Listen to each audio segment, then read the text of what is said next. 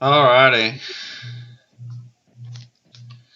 I don't know what that's going to do differently, but we're live. Welcome back again, guys. Ooh. If you're just watching this video, we have been trying to do live stream tonight.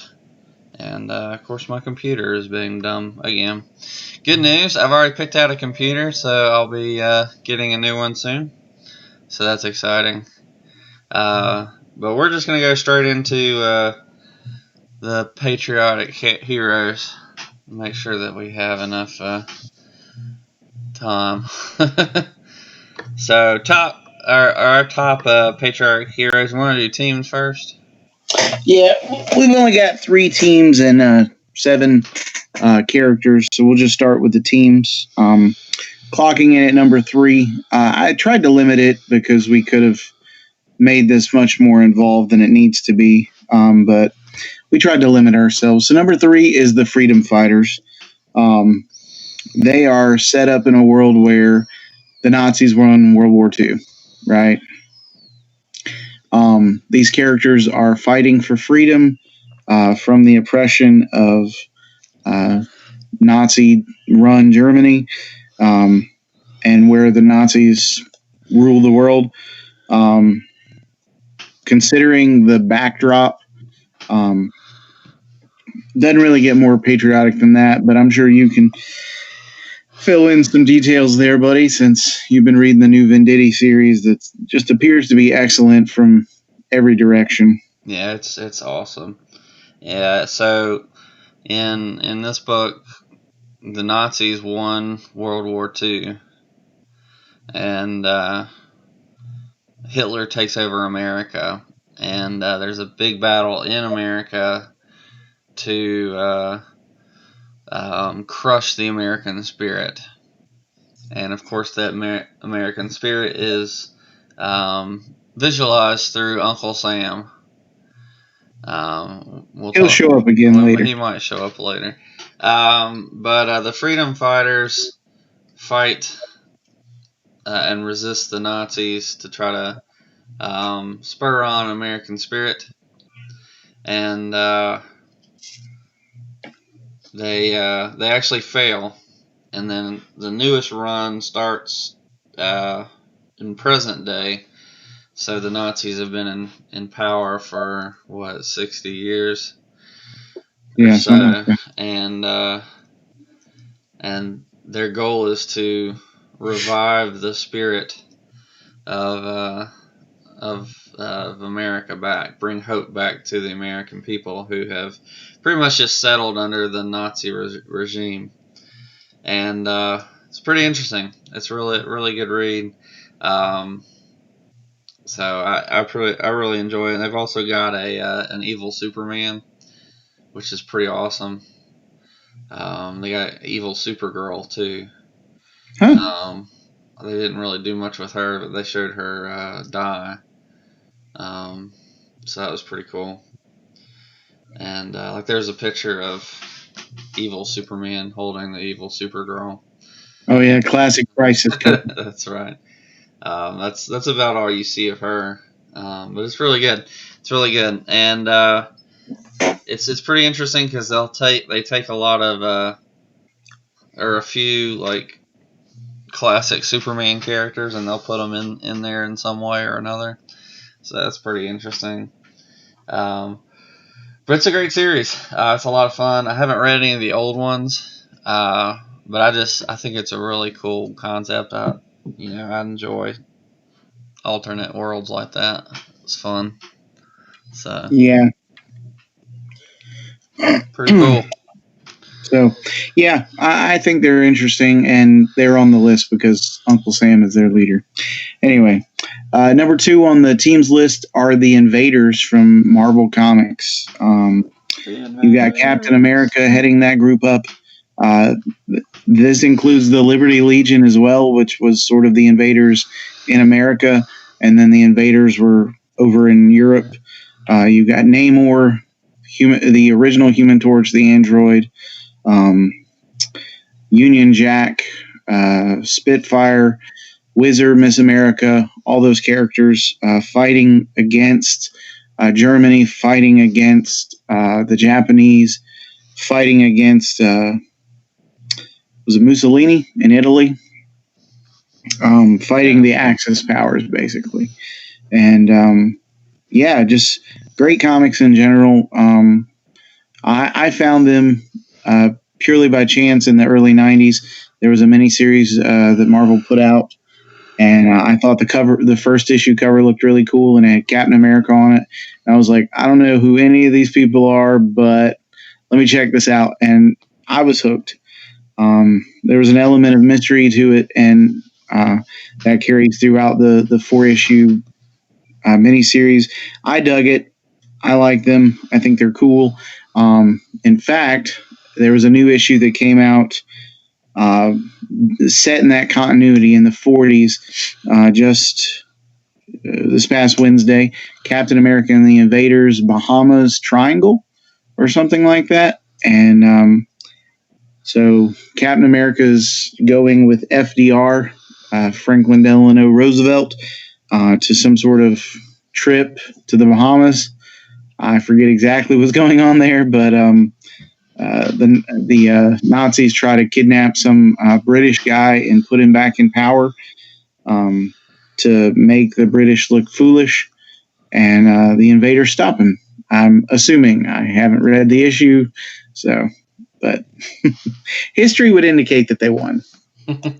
But it's by Roy Thomas, the guy who wrote a lot, if not all, of the major Invader stories, and drawn by Jerry Ordway, who had something to do with the next team that we're going to mention. So, anything you want to say there about that? Well, there's a new run by Zdarsky with the Invaders. It's pretty good. It's not as focused on patriotism, but there's a little bit in there. It's more about each character's individual allegiance. Right. And Namor's back in underwater trying to attack the upper world. So pretty interesting stuff going on in that series. Mm-hmm. So yeah. The last group is the All-Star Squadron, written by Roy Thomas, drawn by Jerry Ordway. They are essentially the Justice Society, but they include other characters like Robot Man and Amazing Man, and some other people who weren't technically in the Justice Society. But it's set during World War II as well, and they are fighting not only supernatural threats, but also the Nazis. And it's just the biggest gathering of superheroes this side of the Legion of Superheroes. And it's just really good comics. I'm sure there are trades available if you're interested in reading comics, but like they work with the government, for the government, in a sort of an official capacity, trying to defeat the Axis powers. So, like so many of these characters started out during the World War II era, which is why they're so highly patriotic as far as America goes. And so there's a number of characters that we could single out from these teams and things, and some of them we will because it's appropriate, but it wouldn't do for us to spend a whole lot of time on Miss America from the Invaders or Liberty Bell from the All-Star Squadron, because they're relatively minor characters in the grander story. But definitely, if you're into team books like I am, these are some team books to check out if you want to see. And most of these are written after the fact. They're not written during the actual war.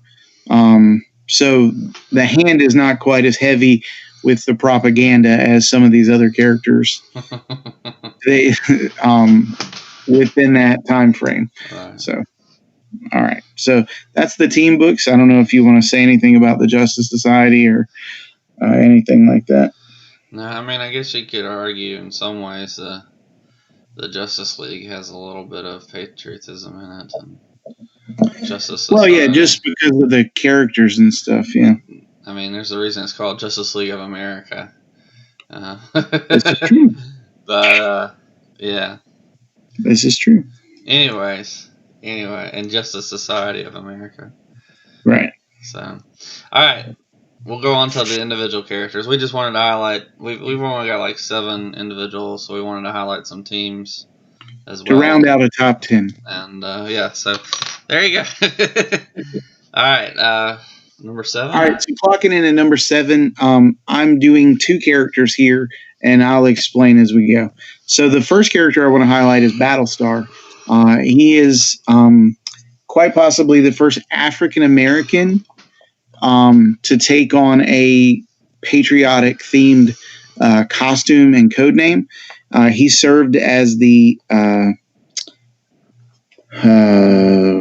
partner not in crime, but in crime fighting alongside U.S. agent when he was Captain America. I put him on here because that's an important status, like being, the first African American to have the theme. I know there's a character named Isaiah Bradley who, in retro continuity, was the first African American Captain America character, but this guy literally predates that character in actual continuity. Or in chronology, in real time, I should say. And so I thought he was an interesting character. I feel like Marvel really dropped the ball with him. He had a prominent role alongside U.S. agent, but then got shifted to the background, made a comeback in the early 90s in the Silver Sable series, sort of heading up her team of mercenaries. And then, of course, he played the background again. But awesome character, really cool design. And I wish they had done more with him. The other character we'll spotlight here is Falcon, Captain America's longtime tag team partner, and the man who ultimately succeeded him as Captain America. And by himself, he's not all that patriotic, but once you attain the level of Captain America, you're patriotic, right? He does represent the ideal, right? Like, he came from nothing and became the symbol of an entire, superhero community.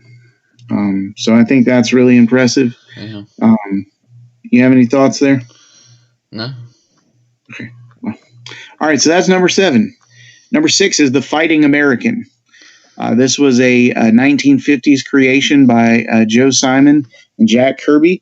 They are the men who created Captain America.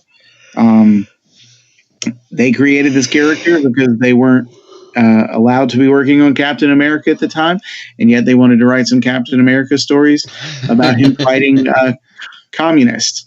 So this character is arguably the first commie smasher.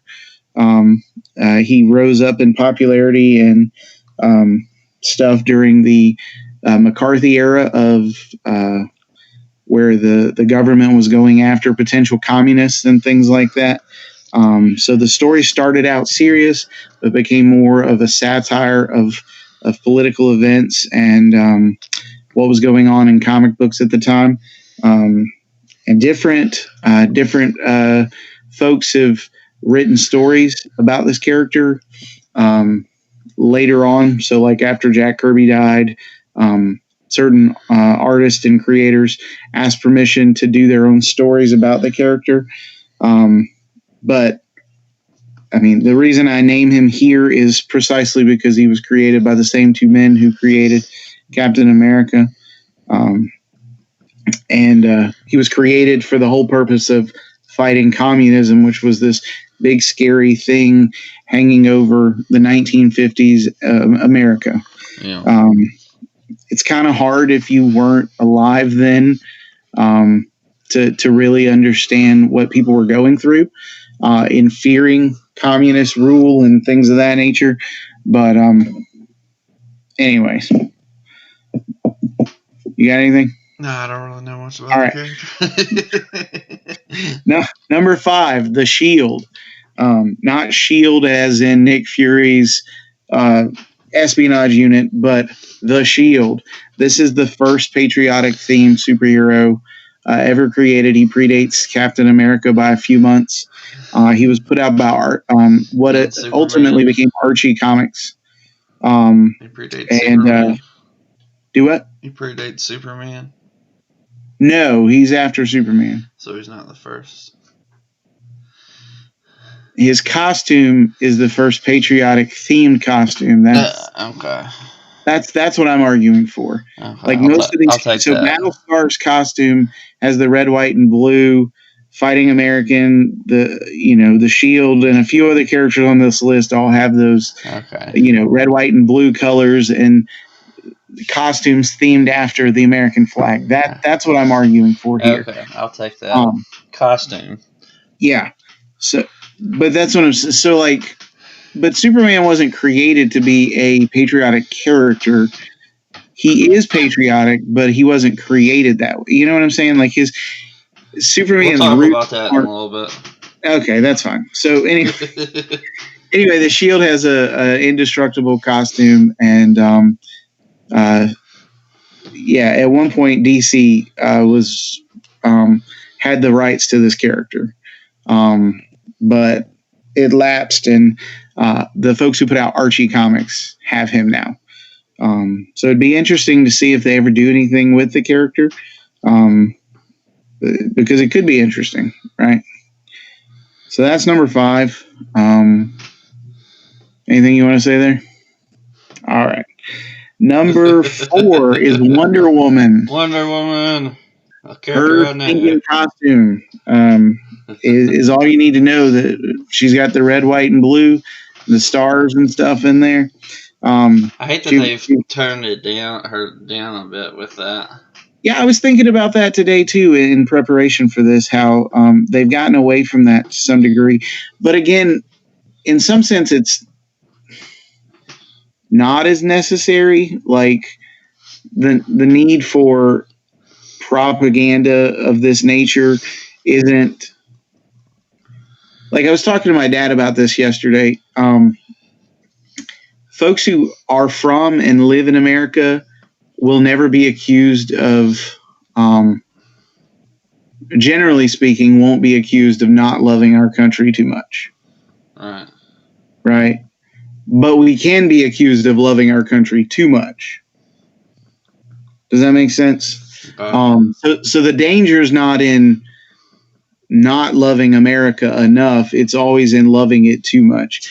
At least for those of us who are from here. That's not what we do here. Well, I'm not from here. I came from, Mexico or Tokyo or India or something like that. You know what I mean? So I don't see your point in all this. Do what? I don't see your point in all this. As to why it's a good Wonder Woman thing for them to... Yeah, so they're toning Wonder Woman down precisely because there's not as much need for that visible representation anymore, because they want her to reach a broader group of people, a demographic or whatever. I feel like it's less of that there's not as much a need and more that it's there's more of a distaste for patriotic things in some circles. Well, and that could very well be the case. I'm just suggesting that it's intentional, but not in an entirely disrespectful way. Right. Now, I do understand that they would try to, it makes sense for them to try to be heroes of the whole world. Right. But there's they're American. I mean, Wonder Woman isn't, but Right, and so she that does might be the argument as well. immigrate, as far as I can tell. Well, I don't know because She's at not allowed various in. points they've had her as a diplomat for Paradise Island. So, and then others she can't even go back. So, right, this is true. refugee in America. So, anyways, interesting side note. All right, back to Well, and that's one of the interesting things about these characters is that you can tell these kind of stories that have these nuances and need unpacking. Unfortunately, I feel like so often it's heavy-handed as opposed like too preachy instead of just sort of like what we're doing, having actual discussion about it. Well, I do But feel anyway, like because of, let's say, well, okay, we'll save it for the last one. Never mind. Keep going. So number 3 is Uncle Sam from the Freedom Fighters. Uncle Sam. The reason he's so high on the list is precisely because he started out as American propaganda. I mean, and then they made him into a comic book character. I just think that's brilliant. He's fun and too. In the Freedom Fighters, he's a lot of fun. Yeah, he's very spunky for such an old looking guy, isn't he? It's so good. It's so good. I really love him. And he talks with a weird, sort of like an antiquated vocabulary, and you're like, I don't know what you just said, but okay, let's fight, you know. But yeah, no, I mean, Uncle Sam started out as this interesting way to recruit people into serving your country and doing, you know, what you're supposed to do as an American, and to be taken and utilized because the character was created before copyright as a comic book character, I just think is brilliant commentary on America. And it sounds like Venditti, just from the interviews I've read and the little bit of stuff you've shared with me. Venditti's not like landing on hard on one side or the other, but he's trying to present something about America that we can all agree is a good thing. Yeah. Right? Like, we won't tolerate Nazis being Nazis, sort of things. We need somebody to be willing to stand up and punch a Nazi in the nose or something. Well, what I like about it is that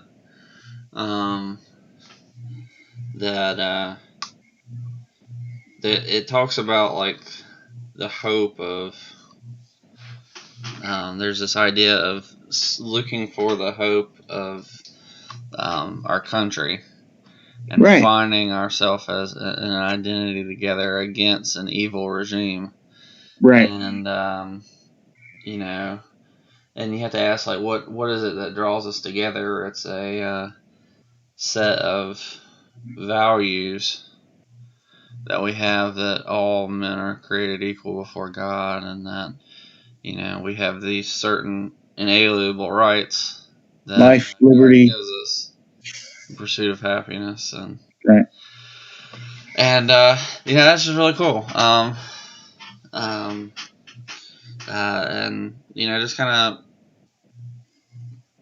of seeing them in a place of actual tyranny, you know, it just kind of reminds you, like, you know, there could be worse problems that we could be facing, right, than what we're facing now, and you know, it's pretty cool. I really enjoy it.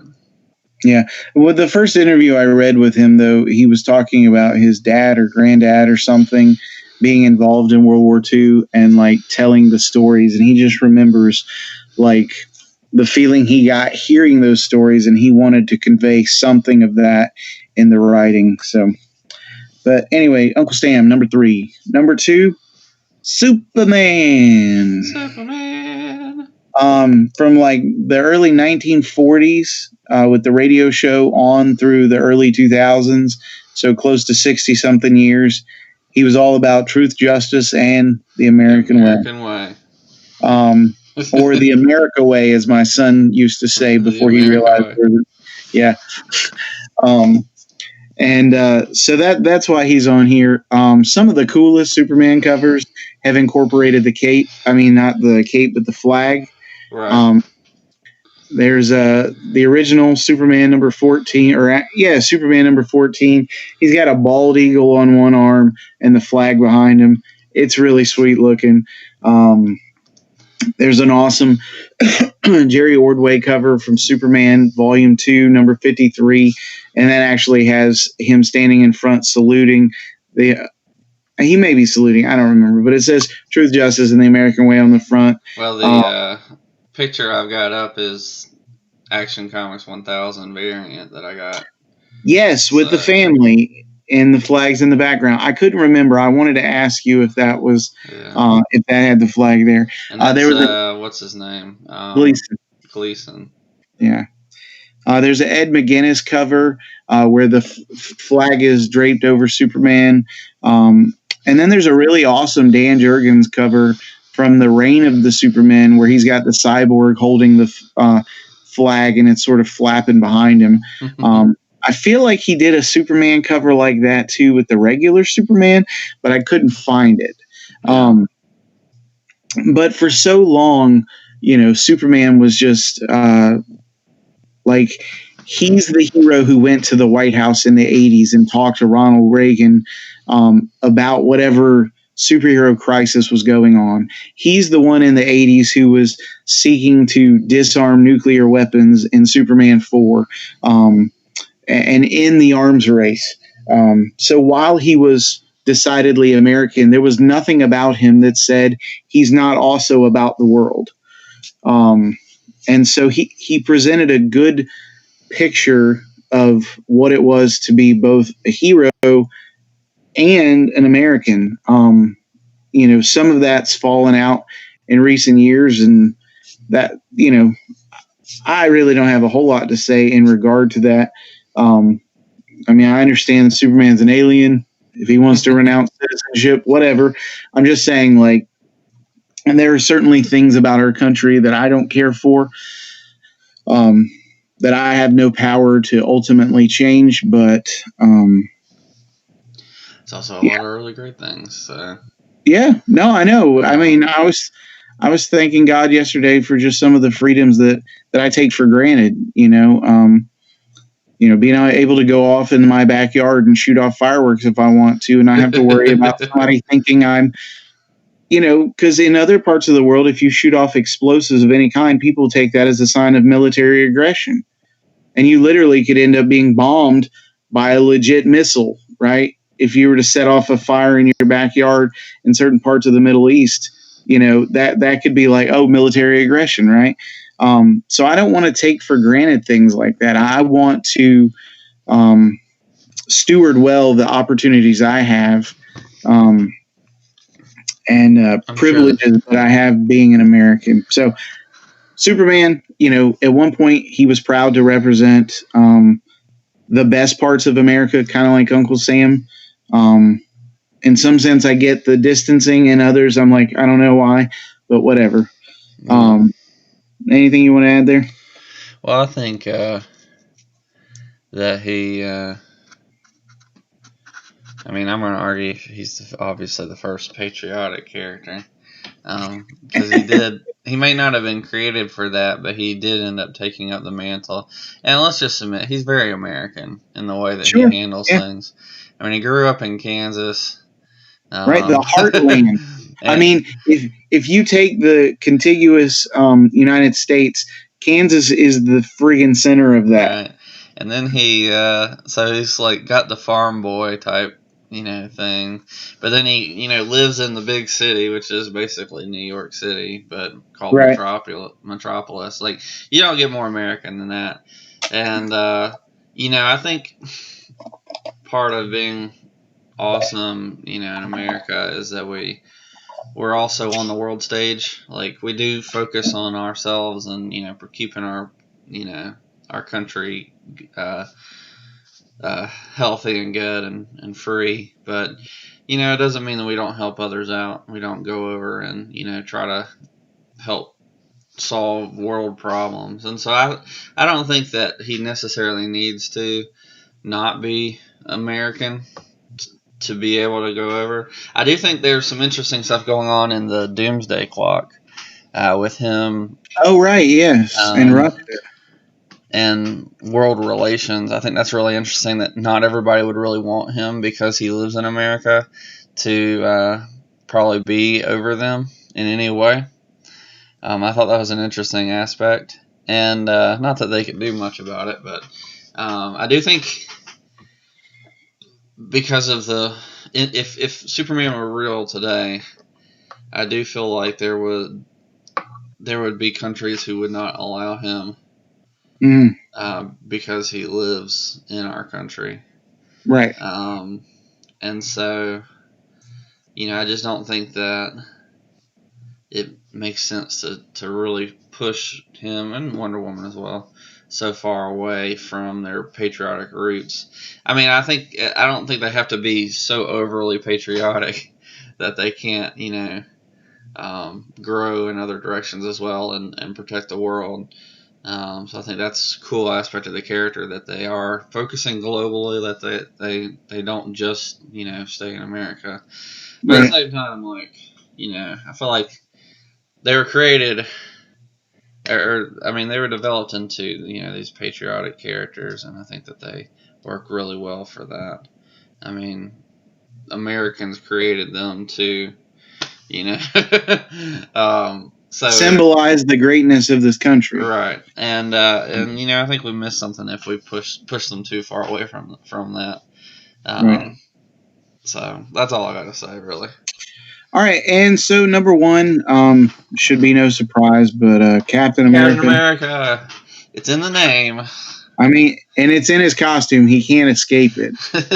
He's got the star. He's got the stripes. He's got the red, white, the blue. Everything about the dude just screams, "I'm from America." Yeah. So, full disclosure, my most of my Cap comics are from the Mark Grunwald, Mark Waid, J.M. DeMatteis stuff. So I can't afford Jack Kirby and Joe Simon, the Captain America punching Hitler in the face comics. But those are fun. Like on your first issue, if you're punching out Hitler, one of history's worst criminals, you're setting the bar really high. Right. And the guys that I've read, I felt like did a good job skirting the line. They didn't fall heavy one way or the other. They sort of aimed for an ideal and then towed the line. You had fascist on one side, you had nihilist on the other, and Captain America fought them all. Fought for what I'm going to argue was something of an objective truth, rather than some nebulous thing out there, which makes sense, right? Because some things have to be true. Like, we're human beings and therefore are worth defending, right? We don't just leave people to die. Captain America is willing to risk his life for the sake of those who can't fight for themselves. Those things are worth fighting for. Well, and I think that's intrinsically tied in the.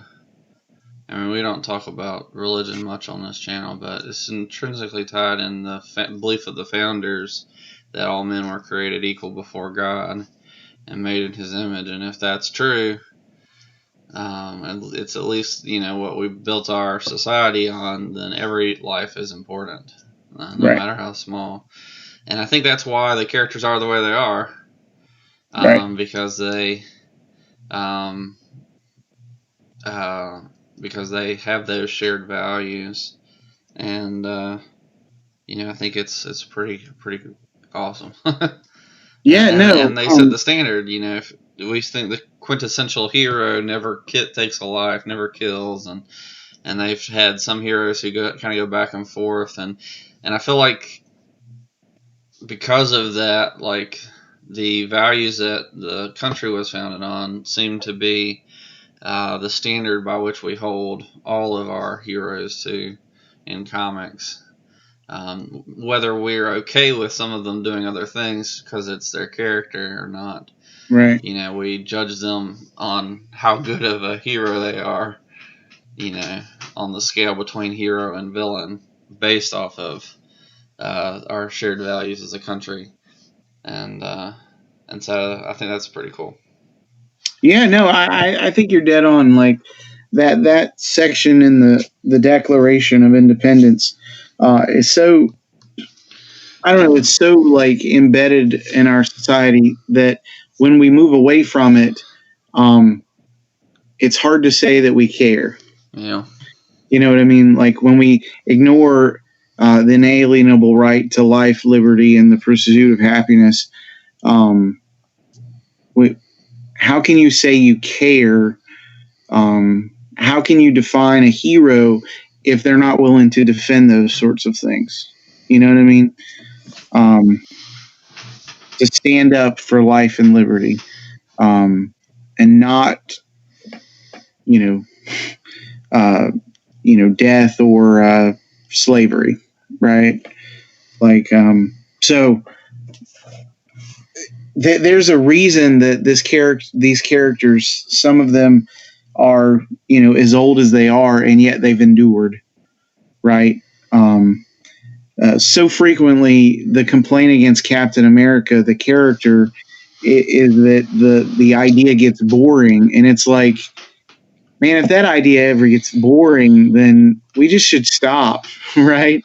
Like, what's same thing with Superman. Like, I get that he's an alien, so he can go out into space and have all kinds of adventures, but if he's going to give up the fight for truth and justice, then what's the point? Right.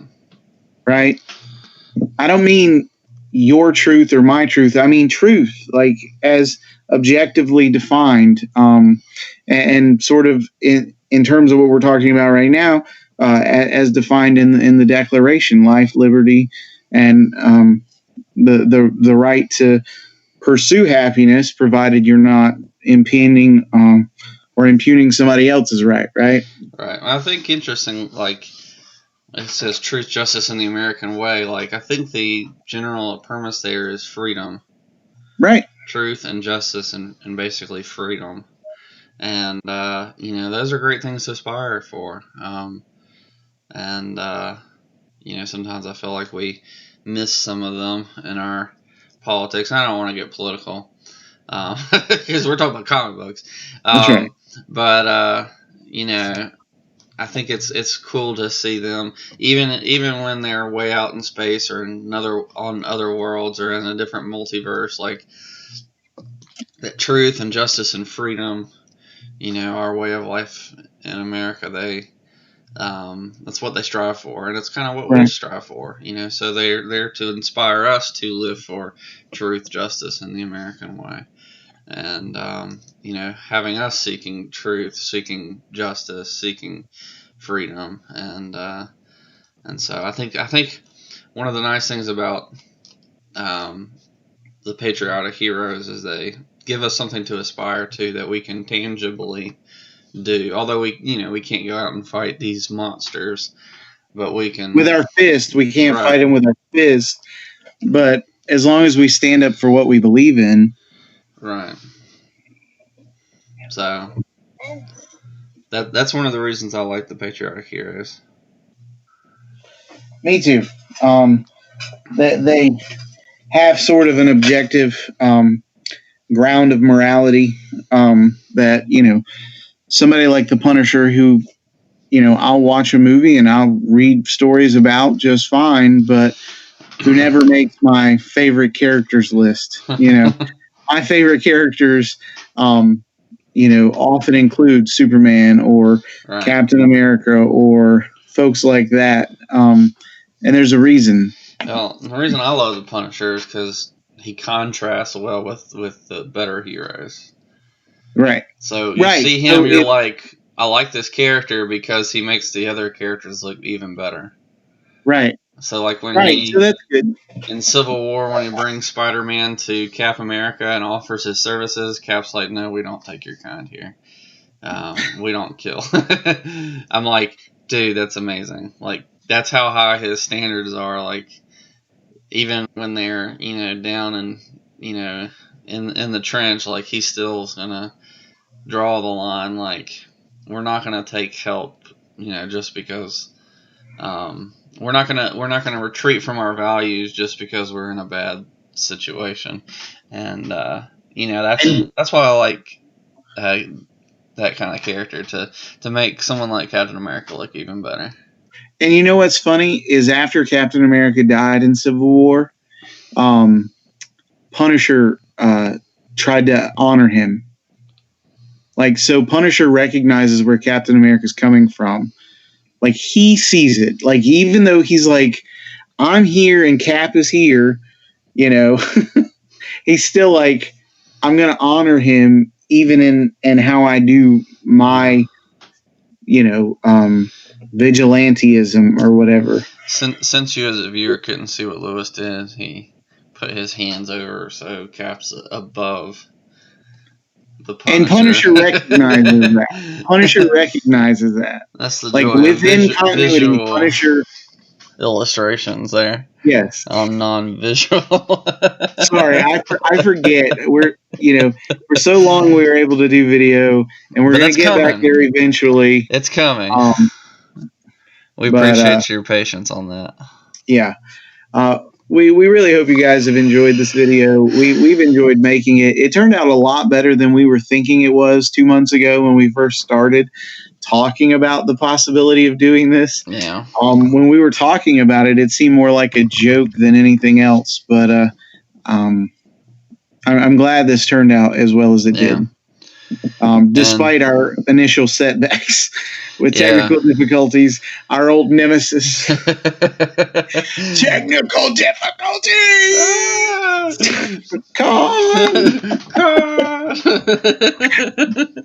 Oh, man. But, yeah, we appreciate you guys watching. Do we have any honorable mentions? No, I mean, I kind of mentioned them. You've got America Made, which is Captain America and Wonder Woman combined on the Tick cartoon show. You've got lesser tier characters who were meant to fill in the gap for Captain America when he was frozen. So the Spirit of 76, the Patriot, over at DC. Sure. I mean, but his costume isn't true. I mean, he's a military man, so I'll argue that. But he's very patriotic.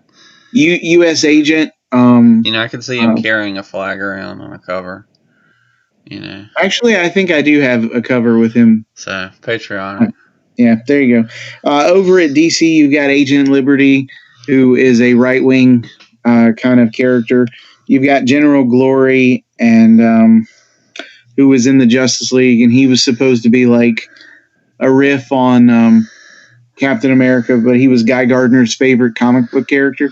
Dude, I'm gonna have, now that I've told you about it, I'm gonna have to see if I can find if I have another copy of those comics because they're hilarious. Yeah, and they're so funny. But yeah, I mean, those are pretty much the only ones. I mean, the All Winter Squad was originally the Invaders, but they were called the All Winter Squad. So they only had 2 issues before they stopped doing those comics. But DC and Marvel, and then you have like characters like Super Patriot over at Image. He was a soldier who was shot up and turned into a cyborg. So, grim and gritty versions of similar characters throughout. I mean, so everybody's gotten in on the act. What's new is old again, and what's old is new again, right? So. Yeah, we appreciate y'all watching. Sorry this came in like 3 different videos today. I don't know what's going on. We'll be working to figure that out. We appreciate your patience on all the technical difficulties. Next Monday, this coming Monday is probably going to be the last video for July. I'm going to be out of town 1 week, and then my church has VBS, so I'm going to be super busy, and just not going to have time to do a live stream. I might throw in a video here and there reviewing a comic book. I'm going to try, but we'll see how that goes. Give us some suggestions for stuff you want to see, like topics you want us to talk about. We have a couple things in the coming down the chute, and so to speak, and we'd love to hear what you guys want to hear about. That's right. And so, yep. I mean, we can just make up stuff as we go, but we'd love to hear from you guys. Hopefully, after this Monday, I'll have a new computer and I'll be able to stream better. I mean, a lot of it is my computer being pretty terrible, but some of it could be my lack of knowledge of how all this stuff works. So it's probably a mixture of both, but I'm blaming the computer because it's really bad. So, but again, we appreciate you guys. We hope everybody had a great 4th of July, Independence Day, and yeah, you got anything else? America. Yeah, America. Leave us a comment. We'd love to hear from you. Give us a like if you enjoyed this video. And if you're new here, go ahead and subscribe. We would love for you to join the family. We do live streams every Monday, except for those 2 weeks this summer. And this week, which we saved it for after the holiday. And as much as I can, I try to post on individual comic books and other topics going on. Like I might try to do a Toy Story something next week if I can. Talk about the movie. But anywho, we'll catch you next time. Peace. Peace.